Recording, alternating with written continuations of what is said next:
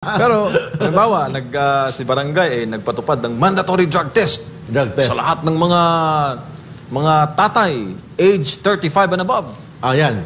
Mandatory drug test. Oh. So, ang tanong, is it illegal? Oh. Pwede i-question ang constitutionality niyan. Pwede i-question. But for me, that is legal.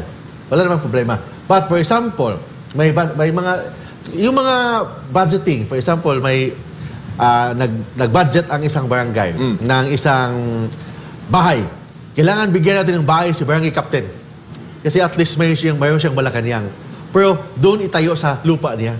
That is already illegal. Conflict of interest. Conflict of interest and unconstitutional yun. Kasi ginamit ang private property, ang public funds, for the benefit ng isang pamilya lang. So, unconstitutional. So, therefore, yung ordinansa ng barangay is not valid and also unconstitutional.